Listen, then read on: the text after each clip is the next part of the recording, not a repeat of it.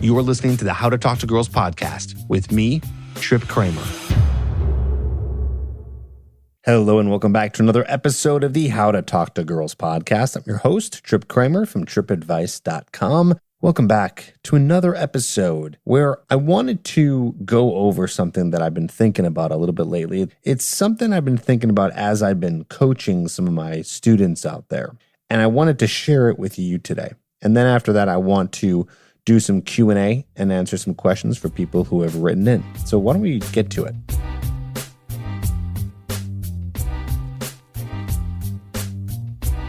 So if you feel like you're still struggling to approach women, and I know that approach anxiety is a big topic. It's one of the biggest pain points that guys have when it comes to meeting women. I feel like if we were to completely eradicate all approach anxiety, then, well, first of all, I wouldn't have my job. And second of all, more men would be meeting more women. Even if they didn't know how to flirt or hold a conversation, they would still be doing better because they don't have that fear of approaching a woman.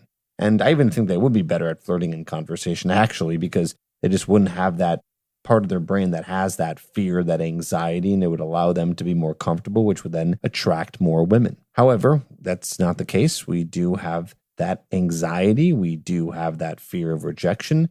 It is very real.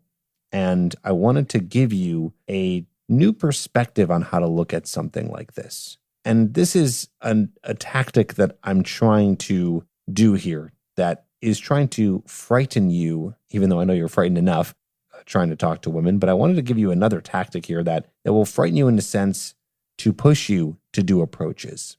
So we think about it this way, right? Right now, there are people out there who are approaching women. Maybe they are comfortable doing it because they have all their life. Maybe, and that actually reminds me of the episode I did recently about being a natural, right? So they learned through a younger age how to socialize and were pushed and encouraged to socialize more. So maybe it's easier for them to talk to women. Maybe they had times in their life when they were younger where they had boosts of confidence that helps them. So maybe they learn that way. Maybe they got coaching. Maybe they, watch some videos and push themselves to do it. Either way, all the people who are approaching women, who are starting conversations, who then end up, getting results in that area because they are doing the approaches and getting over their approach anxiety, they will then spread their seed, so to speak, right? So when they have children, then what's going to happen is they get that opportunity to spread their genes, to have their gene pool continue. And those who decide not to approach, they will not be able to continue their gene pool. They will not be able to spread their seed, and it ends there. So what I'm trying to say is, if you don't approach a woman and you decide not to, and you let the fear take over, or whatever reason it is that you're not going over and doing it, even though you want to, what you are actually doing is weeding yourself out of humanity. I'll say that again. You're weeding yourself out of humanity. Like, whoa. I know that's pretty deep and pretty intense, but is it not true? Is it not true that if you don't end up doing that, then you're going to be weeding yourself out of humanity? Well, I understand. Some people don't approach. They do go on dates from online and they meet women that way. However, a lot of guys are not getting results online. So they only have the opportunity to approach. And so if you are sitting there in that moment saying to yourself, man, I really want to approach her, but then you miss the opportunity because you purposefully don't approach. So you are not approaching because you don't want to out of fear. This is that moment where you're basically saying, you know what? I do not want my genetics to continue. I don't want my seed to be spread. That's pretty crappy, if you ask me. Pretty crappy. You're basically in this Darwinism game of survival of the fittest, right? So if you know anything about evolution, the species that survive get to carry on their genes, and the species that don't do not. That's how evolution occurs. So the strongest survive. The fittest survive. Do you want to survive? And even if you don't want kids, either way, even though I know most people do on this planet, that's why we keep growing exponentially. The population keeps going up. We do want that. A lot of people do. And you are just going to stop right there. Your genes stop right there. Or maybe even this. Can you even at the least prove to yourself that it is something that you can do so you know it's something that your children will be able to do? You have that choice. You have the opportunity to carry on your genetics by just doing the approach. Even if it's not going to be the woman you're having sex with and having babies with. That's not the point. I just mean the point is in general. Because eventually, the approach that you do, where it ends up that girl becomes a potential suitor to be your wife and bearer of your children, that will be the opportunity for you to continue your gene pool. All I know is this. I don't want you to sit here overanalyzing too much of what may happen and just focus on the fact that you want to be one of the top tier men who are going to be the fittest to survive, who are going to do the hard thing, who are going to be the ones to carry on your genetics to your children, who will also have the strength to carry on theirs. Don't weed yourself out of humanity. Do not go awry. Stay on course and continue your path and purpose. Like I said, I know this is not for everyone. Not everyone actually wants to do that, having kids. And I know there's a lot of people out there who just say, screw it. And I'm just going to be meeting, women who are online. But let me tell you something. That doesn't even matter because you are still going to be meeting them in person.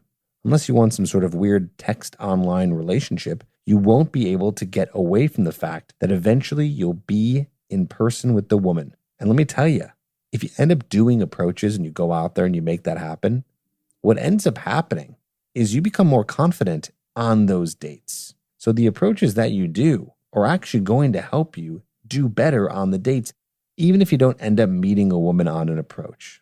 Guys ask me all the time, do men really meet women during a cold approach? Like, does that happen? They become they get like a girlfriend from that? And the answer is absolutely yes. Now, not every single person does, but I'll tell you this much. The ones who still go out and do cold approaches, even if they don't meet someone who's going to be their girlfriend one day or wife one day or someone to sleep with, those guys still end up doing better, like I said, on the dates that they end up getting from online. Or maybe they end up in some warm approach situation where they meet women through friends in their social circle. And even then, they're going to do better. Imagine this. Imagine you've never approached a woman in your life. Maybe you've been on a handful of online dates, and then you have a social circle and you end up getting introduced to a beautiful woman. This is now one of your shots, but you have no experience whatsoever because you have not gone out, done approaches, been on many dates. Most likely, it's not going to go well because you're going to be very nervous because you're not used to this, because you're not used to talking to a woman you're attracted to. So you're really crossing your fingers here and hoping for the best. And a lot of guys, what they'll end up doing is they'll end up being with a woman from their social circle only because that's the best that they can get. And that's no good. That's called settling. And that's giving your potential marriage a higher chance of divorce, which leads to a lot of unhappiness. Or what if you are the guy who goes out and approaches women, talks to women, is social, does his best to push himself out there? Imagine now you have an opportunity to meet a woman through your social circle, and you've done this so many times that this is now just one more approach that you do. It's going to be a lot easier, isn't it? Because you're ready for this. You were born for this because you've already been doing it. You have the experience. It's all part of it. So I urge you, go out there, meet women, even though you're nervous. What I'm not going to say is, what people say, oh, don't be nervous. It's like, you're going to be nervous. I get it. But what do you do with that nervousness? What do you do with those nerves and anxiety? Do you let yourself get weeded out of existence to not carry on your genes? Or do you say, no, I'm going to be one of the few who's actually going to go over and approach the woman? I would pick the latter, my friends. And I truly hope that you will too. All right. Why don't we go into some Q&A? By the way, if you want to ask a question here on the podcast, email me, trip@tripadvice.com, put in the subject line podcast question, and I will answer your questions right here on the podcast. And thank you for all of you who have taken the time to write me, and I'm really catching up here. So I'm ready. I'm ready to answer your questions, and I'd like to do more of this Q&A because I feel like it's really helping guys. If you feel like you want to ask a question, but you need more help You can always work with me. I do have coaching and I do have spots available if you'd like to work with me. I do offer one-on-one coaching. And I also have a new mastermind that I've created that is starting very soon here. There's a few slots available, different time slots that I have, and it's going to be an ongoing thing. So if you want to join that or do something one-on-one with me, go to coachedbytrip.com where you can learn a little bit about it, see other people who have done coaching, and then from there, you can apply yourself. And you and I will get on the phone and we'll figure out if coaching is a good fit for you. Coachedbytrip.com. Link is in the show notes. Let's roll. Here we go.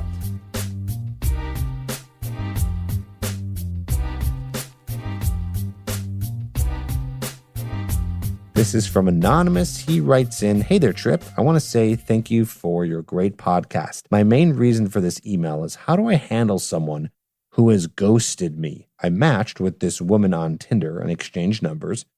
Then we had our first date at my apartment and we hit it off. I got close, put my arm over her shoulder, and whenever I got up, I would touch her thigh. She had to leave early due to her son not feeling well. We hugged and deep tongue kissed, and I took her to her car while holding her from behind, kissed her again, and she drove me home. We continued with a plan for the second date. I confirmed the day before, and she said yes. We were on the day of, and she said she had to cancel due to her sitter canceling. I understood and said we can video chat later, and she was fine with it. Then I contacted her, and she didn't answer.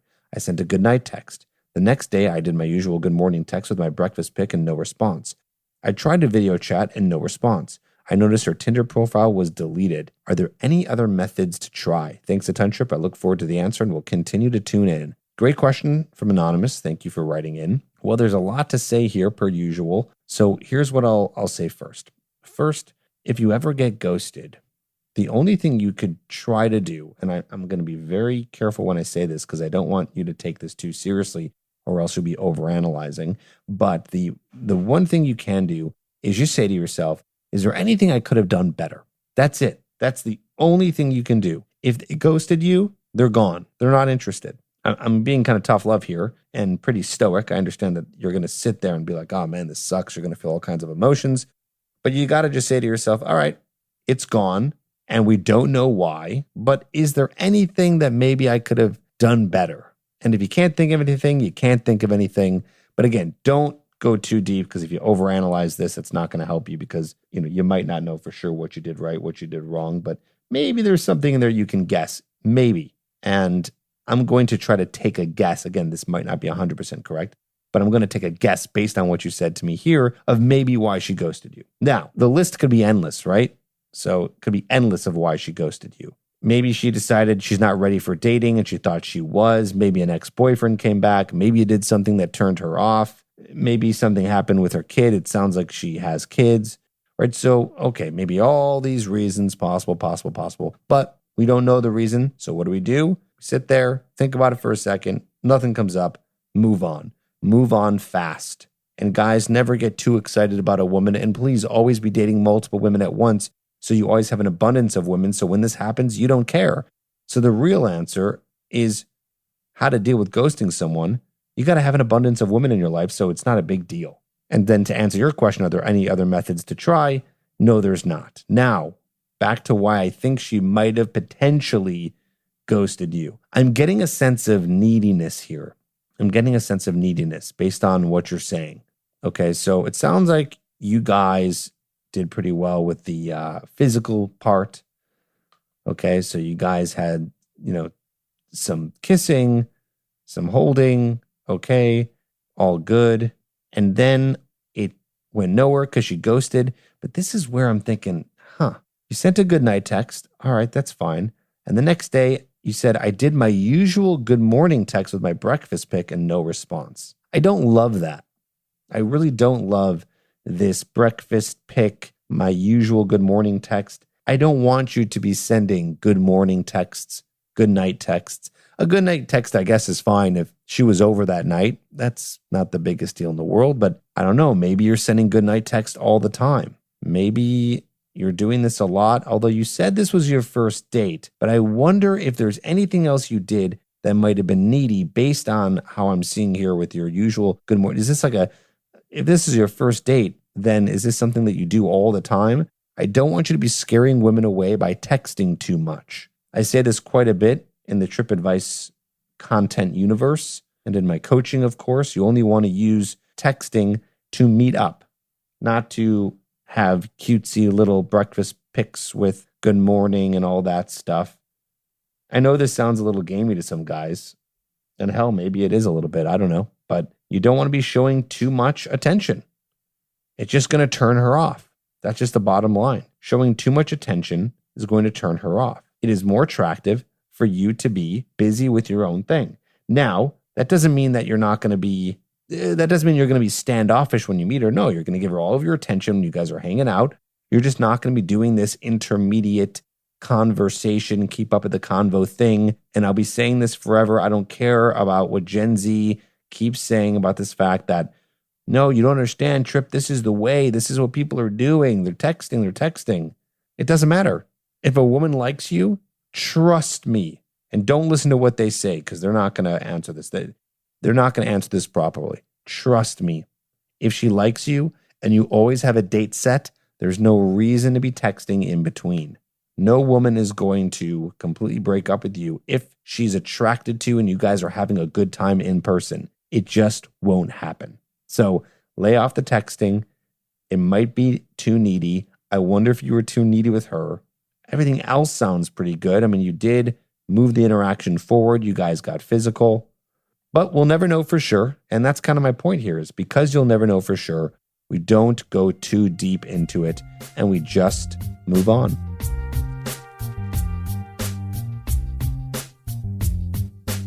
All right, so now we're going to do something a little bit different. I don't know if you knew this. I don't talk about this too much in the podcast, but I'm here to bring it back. I actually have a hotline, and you can leave a message with your question, and someone did that. The hotline is 323-432-0025. It is just for you to leave a voicemail. No one will pick up. It will go right to a little message from me, and if you want to get your questions answered instead of writing it and asking it through your own voice, go to 323-432-0025. Call that and leave a voicemail just like this guy did. Let's check it out. Trip, my name's Kyle. I'm 22 years old from Richmond, Virginia. I'm only a new listener, but I feel like a common theme for how to attract women is to be your own person, having genuine confidence in yourself, your goals, your hobbies, basically knowing that you don't need this person. I think it prevents you from coming off as clingy or needy, and I don't really have that. I've never found a hobby I'm interested in. My work makes me feel hollow at times. My goals in life were to find a wife and have a large family, and that ends up looping around and getting women the goal, which sort of loops into the whole problem again. I get attached to prospective dates and girls far too easily. How do I learn to give up on this dream? How do I find hobbies that I enjoy? How do I basically become my own person without needing anyone else or anything? It just feels like nothing I've tried myself has worked, and I'm losing hope that things will ever change. Thanks so much, and I hope you have a great day. Kyle, I hope you're listening because I have some answers for you. First of all, basically what you're asking is, how do I not become needy? But you kind of answered it. You know the answer is to become your own person. So the answer is you have to become your own person, and there's things you have to do that. So what I'm hearing from you specifically is it sounds like you just don't like your life. It sounds like you don't like your life, and that is pretty normal for a person who does get attached easily to other people. So the fact that you are feeling needy for other women means that you need them to fulfill your life and to fill a hole that you can't fill yourself. And speaking of this whole analogy with the word hole, you even said the word hollow. Work makes you feel hollow. I believe that's what you said there. That's what it sounded like. So you don't like your life, you don't like your job, you don't have any hobbies, you have nothing going on. So this is something that I would work on before you start going off and trying to meet more women. Is this fixable? It absolutely is. Before I give you some suggestions, I just want to say there might be a possibility that there's other things happening that are making you feel depressed. Maybe that there's other things in your life that are making you feel like you're not enough. That could be on a deeper level. So I would recommend seeing a psychologist, first of all. So I'd recommend seeing a psychologist to work out some of the inner issues that are going on. Maybe there's some things that happened that stemmed in childhood. I don't know for sure. If this is seeming that it's not connecting with you, then maybe that's not the issue. But I would keep that as keep an open mind, as that may be an issue there. Okay, maybe something that you want to deal with. But you want to know, okay, how do I create my own life? Well, first of all, you need to do some sort of work that you think that you would enjoy. Okay, so I would start looking for new work on something that you're interested in, something that you like, something that you think might make you happy. And I would do the same thing with finding hobbies. Now, a lot of people, and this is a lesson I learned, I'd say it's like 3 years ago, because I had a similar kind of issue where I thought, like, what do I want my life to look like? What are the things I want to do? I had that kind of come up for me many times in my life, and I realized, it kind of hit me one day, and this is going to sound obvious now that I say it to you, but it's something that I don't think a lot of guys realize, and I didn't realize either until the moment it hit me. You won't know what you like and what you want to do until you try stuff. You cannot sit down and think it through, because you'll never come to an answer ever. You have to do things. You have to challenge yourself. You have to try new things. You have to travel. You have to get out of your comfort zone, and you have to take action first, and then see from there what you like, what you enjoy, what's going to be good for you in the long run, what kind of work you think you would enjoy. You have to try new things. Of course, I know you can't try new jobs. That's something you might have to think for a little bit, but if there's something that interests you even just a little bit, I'd recommend going out there and just seeing if it's a position that you could fill in a company somewhere. Okay, and same thing with hobbies. That's a little bit easier. You can just try new things, go out there and try things. What I want to do too is I want to go through a couple bullet points here on a blog post I'm actually going to write soon, all about happiness. I'm going to just kind of cruise through it. I'm not going to go into too much detail when the blog posts come out. You can just go to tripadvice.com. That is my blog, and you can see it there in full. So keep checking there over the next several weeks or months for when I finally get it up. I started outlining it, and here's some of the things that you might want to try also, Kyle, to make you feel a bit more happy and less needy for other people in your life. So first of all, you have to make sure that you are having a really good diet. So if you are super obese, you want to make sure that you work on thinning out, because you want to regulate your emotions, and you're not going to feel so good about yourself, nor are you going to feel healthy if you're obese. My biggest tip for that is you just skip meals. It's the best way that you can actually lose weight. And there's a lot of studies done that talk about intermittent fasting that say it's actually good for you to not eat till a certain hour, because your body ends up kind of killing some of the bad cells and cleaning out your body a little bit. So think about that for diet. For sleep, you want to make sure that you have really good sleep, so you feel energized throughout the day. Best thing you can do is get a sleep mask and get earplugs. My recommendation for that is Sleep Master on Amazon. And then my recommendation for earplugs is called Heroes. Also, you want to exercise. You want to do some sort of full body workout 2 to 4 times per week. Okay, that's also going to make you feel better. It's going to make you build your self-esteem. It's going to make you feel happier that you're getting your body moving, because our bodies are meant to move. I was working with a trainer just recently, and he said that to me, and I really like that. It's like, your bodies are meant to move. They're not meant to be completely stagnant. You want to have activity. You want to be moving. You want to be moving your body, okay? Next, nature. Get outside. Hopefully you can live somewhere where you can get outside, breathe the fresh air. And then you want to be working your way up to 10,000 steps per day. So that's going to help you with getting more movement in your body, but also it's going to be nice to be outside and connecting with nature a little bit. I also recommend under this nature category that you get a vitamin D supplement, because we just don't get enough sunlight, and vitamin D will help with that, because vitamin D is something that we get from the sun, and we as human beings need that. Another thing is avoiding stress, okay? So you want to avoid stressful people. You want to avoid stressful environments, like going to the grocery store can be stressful. Maybe you should just get your groceries delivered, or going to specific gyms that you feel are better for you. And you want to avoid things that stress you out, like things like phones and technology.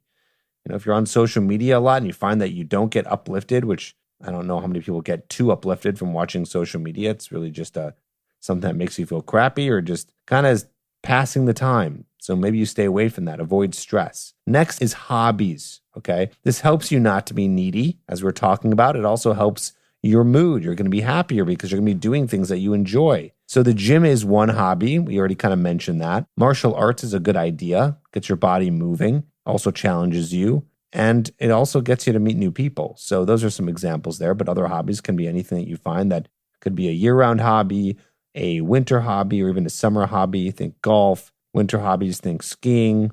Okay. And next, you want some sort of oxytocin. So this is going to be done through getting massages or socializing, right? So it comes from touch. Oxytocin comes from having sex and just from general touch. So this is going to come from you approaching, going out and talking to women. Touch. Yes, this is huge. So if we add all these things together, it will actually help you become more happy. If you feel that any of these things in your life are lacking, well, that's because you're not putting your focus into it. So focus on these things. I'll say them again. Oxytocin, hobbies, avoid stress, nature, exercise, sleep, and diet. What you have to understand is most people think mood is controlled by their thoughts. Like if you want to be happy, you just think happy thoughts. But no, that's up to chance. Mood is controlled by chemicals in your brain, and you can trigger those chemicals by doing these following things, or I should say aforementioned things, okay? So think about it like that, and think about it as in their habits. It's not goals, they're habits. They're things that you do on a daily basis. They're weekly actions that you're going to take. My friends, I can help you all through this. Don't think you have to do this alone. You know where to go to reach out for help. It's coachedbytrip.com, and I can help you. If you feel that this is tough, that podcasts, YouTube videos, and TikToks are not doing it for you, well then get a coach. And anyone who I've ever coached has never regretted it. They've always taken their life to the next level because they have someone who's looking out for them, and I'm going to look out for you. And that's what we do in the Trip Advice coaching program. Go to coachedbytrip.com today and apply. Guys, if you have questions, write me at trip@tripadvice.com, and I can answer your question here on the podcast. Call me, 323-432-0025. Leave a voicemail, and I will also answer those here on the podcast. Thanks for listening. Thanks for being here, and I'll talk to you on the next episode.